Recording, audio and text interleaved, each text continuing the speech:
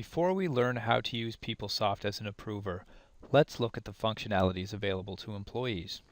Please note that today's review will not include the same level of detail that is included in the employee session. And if the page looks and functions the same in the approver portion of the system, we will only take a very brief look at how to navigate to that page and look at it in detail from an approver's perspective later in the session. If you would like to review the employee functionalities in detail, you can find the employee course on PS Access by searching for Self-Service Leave Requests course. Specifically, we will briefly look at how an employee can view their schedule, find their leave balances, submit a leave request, view their leave request history, and cancel a denied request. Remember, an employee can contact Compensation and Benefits at any time if they require assistance using SSLA. Let's look at an employee's monthly schedule. All employees who have access to self-service leave will have a schedule in PeopleSoft. Currently, the schedule consists of the number of hours an employee is scheduled to work every day. So, for example, if an employee works Monday to Friday, 7 hours a day, their monthly schedule will show 7 hours on every Monday, Tuesday, Wednesday, Thursday, and Friday for that month. And for every Saturday and Sunday, they will see 0 hours scheduled. We will have a look at the various schedules in a moment.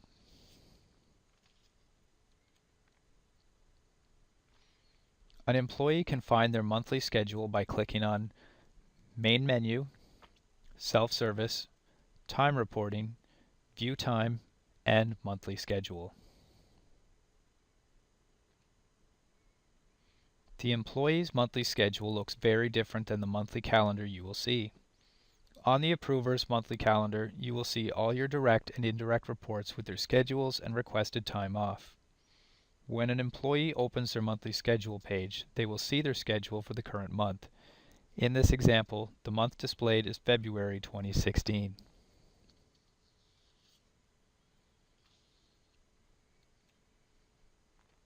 Employees can change the month by using the drop-down arrows to select the month and year they would like to review.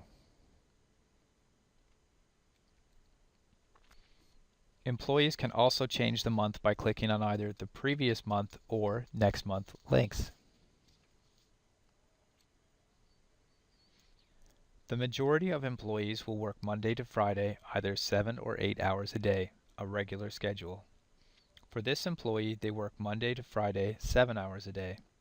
For any leave request, unless the employee specifies a number of hours, the system will use the number of hours scheduled to calculate the leave amount requested and, once submitted, deduct these hours from their leave balance. So, for example, if this employee submits an annual leave request for all of Friday, February 26th, the system will deduct 7 hours from their annual leave balance. Let's look at another schedule type, compressed. We also have employees who work a compressed schedule. They work additional hours each day and are scheduled off on their compressed day. In this example, the employee works additional hours for 9 days and is scheduled off on the 10th day. For August, their days off are on the 12th and the 26th. Once again, the system uses these hours to calculate the number of hours to deduct when a full day leave request is submitted. So, in this example, if the employee requests annual leave for Monday, August 15th, they would use 8 hours of leave.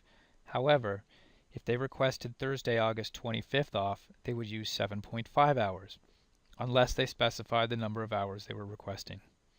Not everyone works a Monday to Friday schedule. Let's look at a shift work schedule.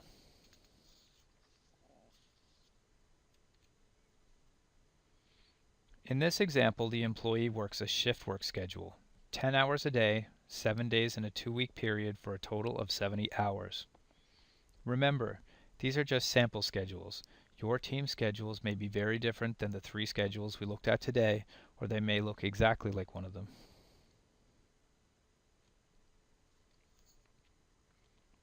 There is a legend on the bottom of the monthly schedule page with 2 icons, the absence icon and the holiday icon. The absence icon will show on the dates that the employee has a submitted or approved leave request, while the holiday icon will display on statutory holidays. Let's look at what days this employee is scheduled off for leave and statutory holidays.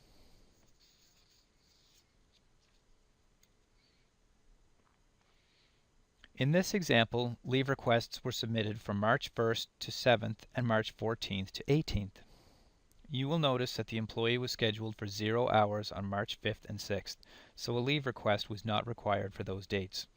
In this case, the system will not deduct any leave hours from the employee's leave balance because they were not scheduled to work. In March 2016, there are 2 statutory holidays, on March 14th and 25th. In this example, leave was also requested for March 14th. The system will not deduct hours from the employee's leave balance for this day because they work a regular schedule and the date requested is showing as a statutory holiday. All holidays, with the exception of civic holidays, will be showing on the employee's monthly schedule. If an employee requests time off on a civic holiday, the system will deduct the hours requested from the employee's leave balance. So, if an employee's request includes the day before and the day after a civic holiday, then they will have to submit 2 requests, one for the time off before the holiday and one for the time off after. For example, the Regatta Day civic holiday falls on a Wednesday. If an employee requests Regatta week off, they will need to submit 2 requests, one for Monday and Tuesday and one for Thursday and Friday. Please note that for shift workers scheduled to work on a statutory holiday, how leave is calculated could be different depending on their collective agreement. To determine how leave will be calculated for requests that include a stat day holiday, please refer to the employee's collective agreement or contact your HR consultant. Now that we have seen the monthly schedule page, let's look at leave balances. With self-service leave, employees on your team can log in anytime and see how much leave they have available in real time. And as their approver, you can also see their leave balances, which we will look at a little later in the session. Having real-time access to an employee's leave balances means that both you and the employee can effectively manage their leave. The employee can avoid requesting leave when it puts them in a negative balance situation, and you can deny these requests when necessary. No one wants to have to pay back money at the end of the fiscal year because they took leave that they were not entitled to use. As an approver, it is your responsibility to deny leave requests when the employee does not have the leave available to use. There are, however, 2 situations where you may approve a request that places an employee in a negative leave balance situation. The first situation is if the leave request is for the future when the employee will have earned enough leave to cover the request. For example, on March 10th, a permanent employee requests 5 annual leave days to take a trip to Florida during the last week of April.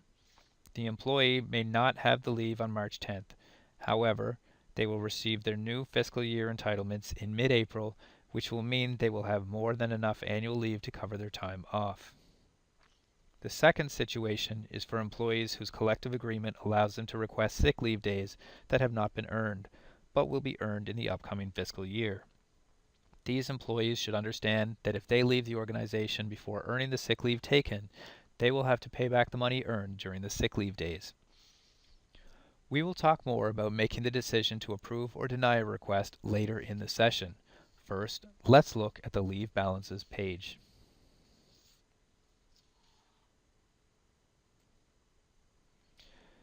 To find the leave balances, the employee would click on Main Menu, Self-Service, Time Reporting, View Time, and Leave Balances. The leave balance page is divided into 4 sections: Employee Information, Fiscal Year, Leave, and Sick Leave. On this page, the amount of leave the employee has earned, used, and currently has available are detailed in hours. You can reference the employee's collective agreement and/or the HR policies for details regarding their leave eligibility and entitlements. In the Employee Information section, the employee's personal information, including name, PeopleSoft employee ID number, extension of employment, and employment contract, in this case General Service NAPE, is listed. The extension of employment is blank for permanent employees. However, For temporary employees, their end date will be listed.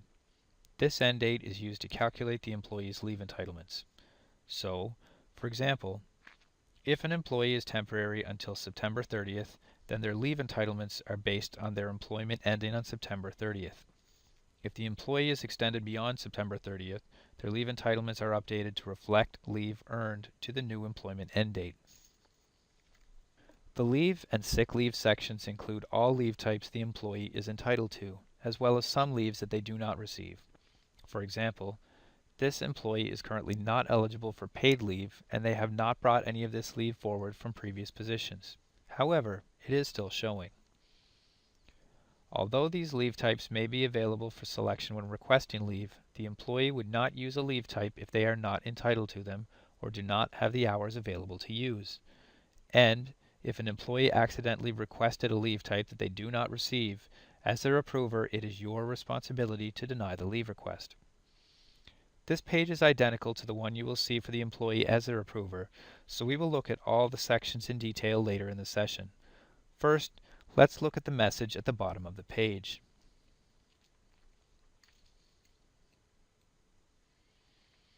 At the bottom of the Leave Balances page, the employee will see a message that provides contact information for compensation and benefits in the event that the leave amounts listed are incorrect. The message also outlines the employee's responsibility with respect to appropriate use of leave benefits. Any day an employee is not at work as scheduled, they are required to request time off, whether they are off part of a day, the full day, or multiple days. For planned absences, the employee must request leave in advance. If they are out of the office unexpectedly, the employee can request leave when they return to work, or you can submit the leave request on their behalf. As an approver, it is your responsibility to ensure that an employee submits a request for any time off. If you are a frontline leave approver or supervisor, you should discuss any concerns or issues with your manager, who will address any issues with the employee. The absence request page is identical to one that you will see when you are requesting leave on an employee's behalf, so we will only look at this page briefly. However, we will take a detailed look at it when we complete a leave request on an employee's behalf. To find the absence request page, the employee would click on Main Menu, Self-Service, Time Reporting, Report Time, and Absence Request. The request absence page is divided into three sections: Employee Information, Absence Detail, and Requester Comments. The employee information includes the employee name and their current position. The absence detail section is where the employee would enter the dates they are requesting off using the start and end date fields. This section also includes the leave type being requested, which is entered in the absence name field. Once a leave type is selected in absence name, additional fields are added to the absence detail box: reason, partial days, and duration. The reason field is used to provide additional details regarding the leave type, while a partial days field is used when requesting partial days off. We will look at both of these fields in detail a little later. A Calculate Duration button also appears. This button will provide the total number of hours requested, which will display in the duration field. The current balance for the leave type selected is also shown. In this example, the employee has 7.79 hours of annual leave available. For some leave types, a current balance will not show since the leave hours are not earned. For example, bereavement leave will not show a current balance. This leave type is used when required and hours are not earned or banked.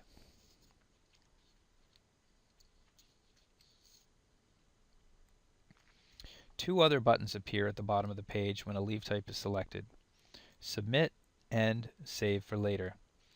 Once the employee selects Submit, the request is sent to you for approval and they no longer have access to make changes. At this point, the employee's leave hours are deducted from their leave balance.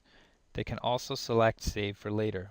The request is saved and the employee can return to it any time to make changes, submit it, or cancel the request. Employees will also see three links: View Monthly Schedule, view absence request history, and view absence balances. If the employee clicks on the View Monthly Schedule link, they will see their monthly schedule, while the View Absence Request History link opens a history of the employee's previous leave requests. The third link, View Absence Balances, shows the number of hours the employee has available for all leave types. Depending on the leave type selected, an important information link may appear which provides information to the employee about the leave type selected. In this example, the leave type selected was Extended Leave Unpaid. For this leave type, the link will provide information to the employee on how an extended long-term leave will impact their insurance and pension benefits, as well as provide contact information for compensation and benefits.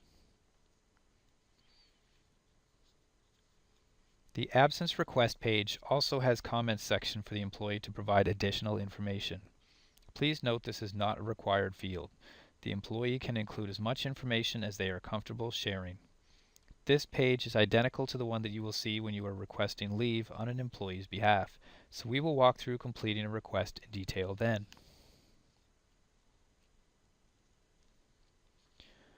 One of the benefits of an electronic leave system is that employees can view their leave history in real time. All the requests, with the exception of any requests they cancel, will be detailed in the system.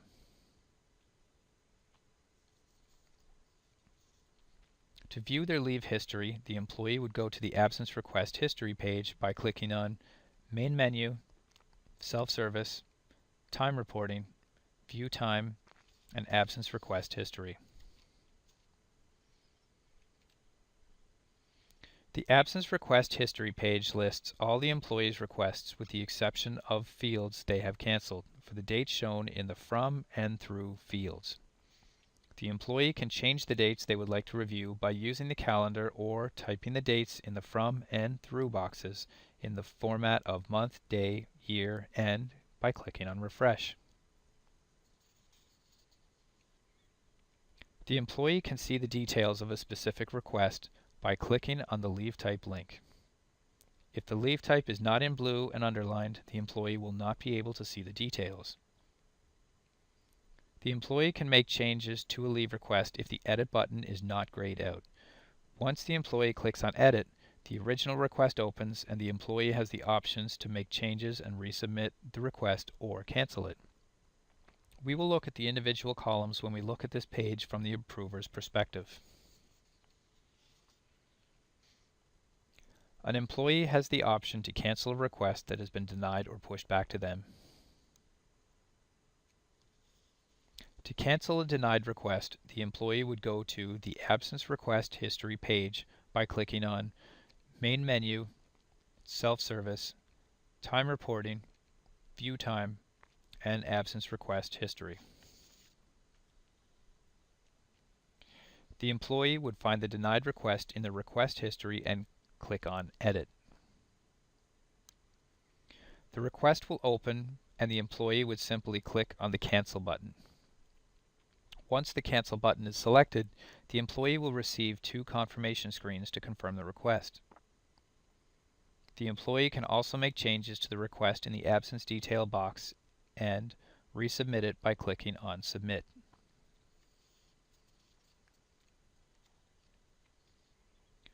Once the employee's cancellation request is confirmed, they will be brought back to the Request Details page, which has been updated to reflect the history of the request, including the cancellation. Once the employee leaves this page, they will no longer be able to see this request. However, as an approver, you will be able to view it under your denied requests. We will look at how to do this later in the session. If you push back the request and the employee cancels it, you will no longer have access to view the request. So if you want to keep a history of the request, you should deny it as opposed to pushing it back.